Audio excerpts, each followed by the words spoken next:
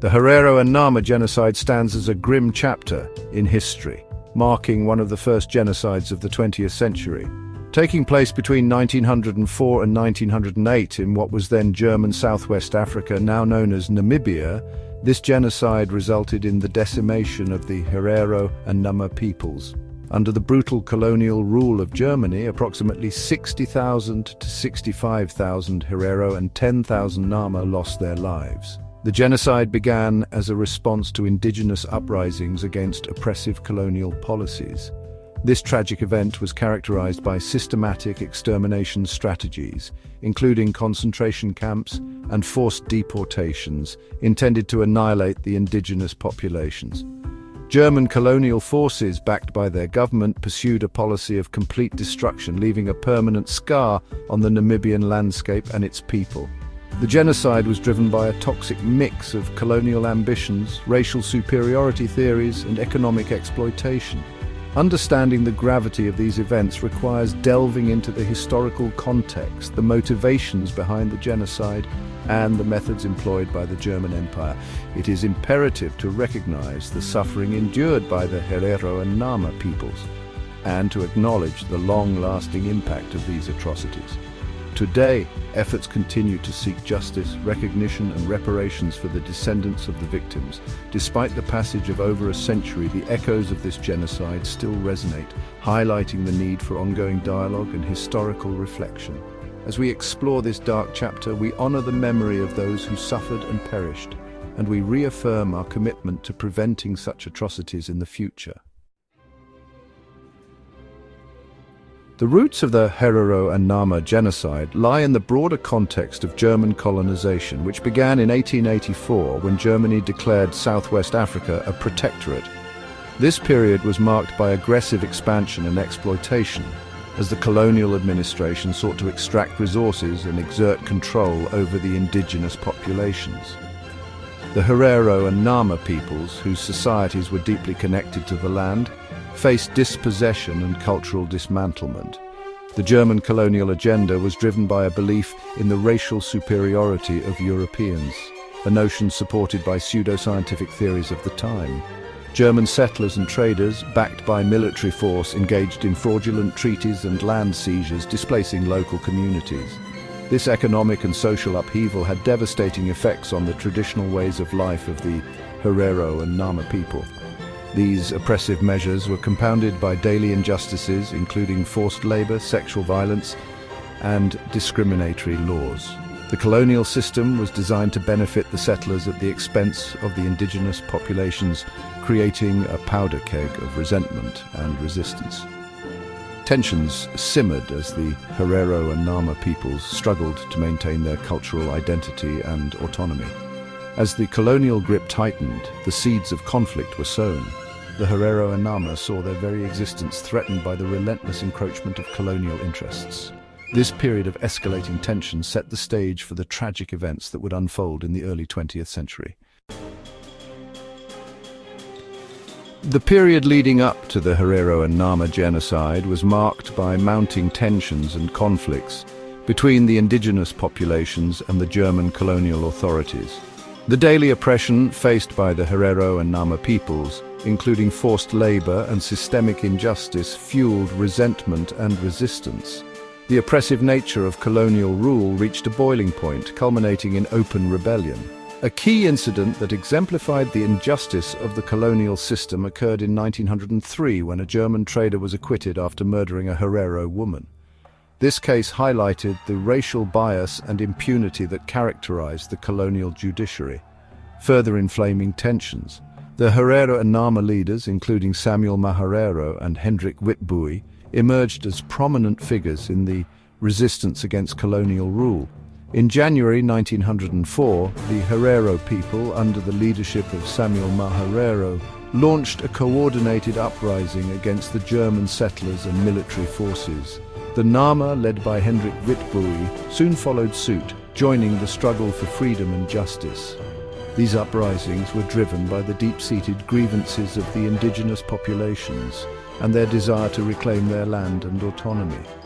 The early stages of the conflict saw significant victories for the Herero and Nama forces, who utilized their knowledge of the local terrain to their advantage. However, the German colonial administration responded with overwhelming military force, determined to crush the resistance and reassert control. This brutal response would soon escalate into a full-scale genocide. The turning point in the conflict came with the Battle of Waterberg in August 1904, where German forces launched a decisive attack on the Herero people. Despite their valiant efforts, the Herero were overwhelmed by the superior firepower and organization of the German military. The survivors were driven into the arid Omaheki Desert, where many perished from dehydration and starvation. The German Empire, under the command of General Lothar von Trotha, issued an extermination order on October 2, 1904. This order declared that any Herero found within German territory would be executed, effectively sanctioning genocide. The campaign of extermination was ruthless, with the German forces employing a scorched earth policy to destroy villages and crops. To further their genocidal aims, the German authorities established concentration camps where Herero and Nama prisoners were subjected to forced labor, malnutrition, and brutal conditions. Shark Island became infamous for its high mortality rates and inhumane treatment of prisoners.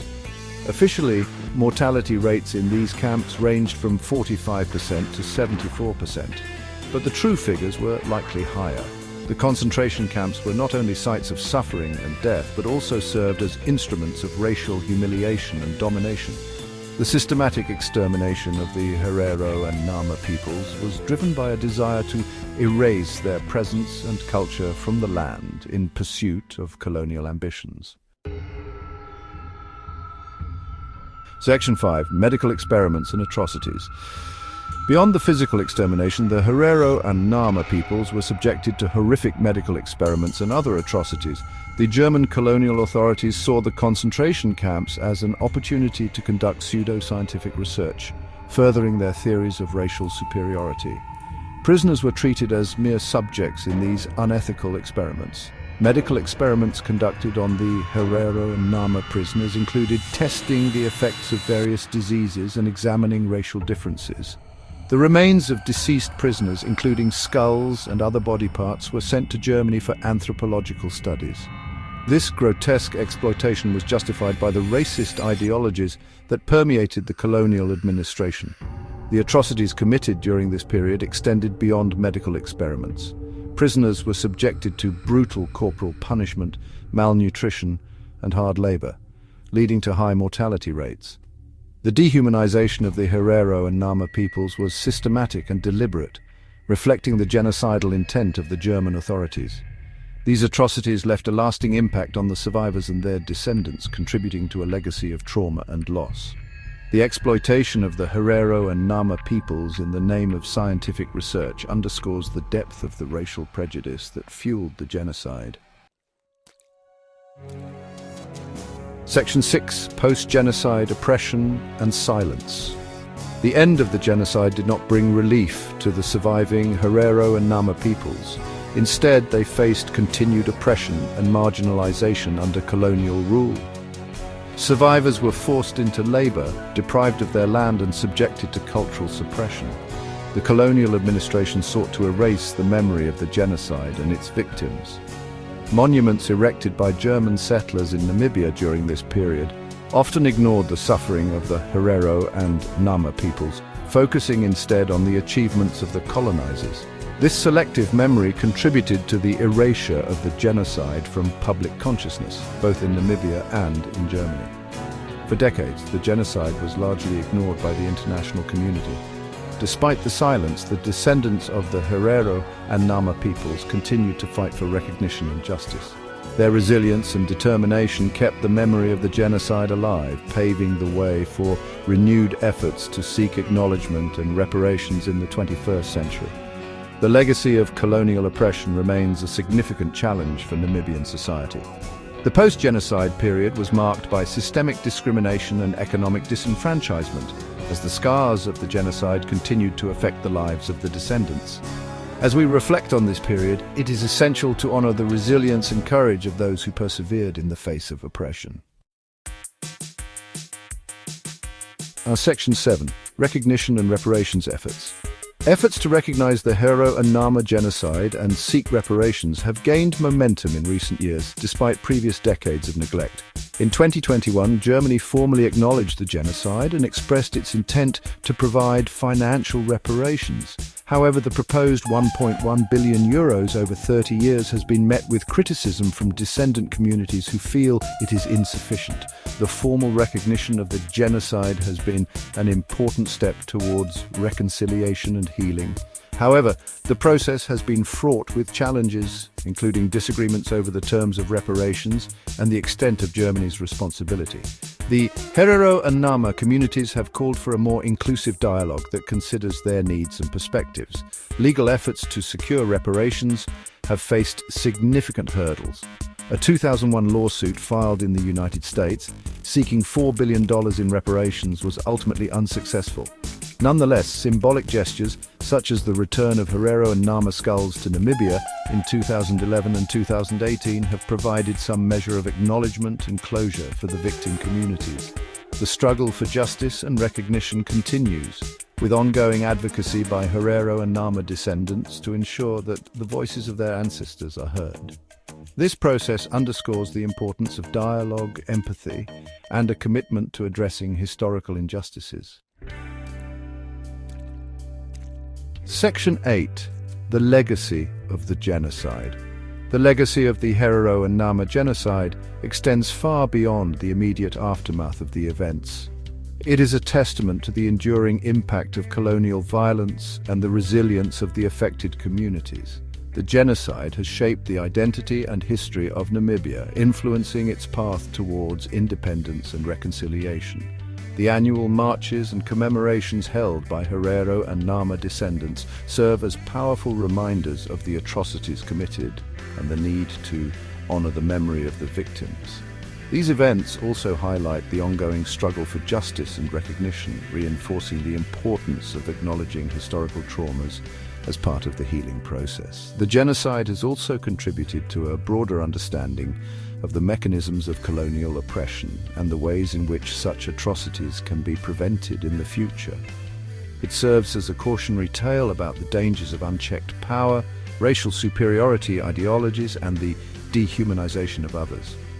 By examining the legacy of the Herero and Nama genocide, we can learn valuable lessons about the importance of empathy, justice, and accountability in addressing historical wrongs.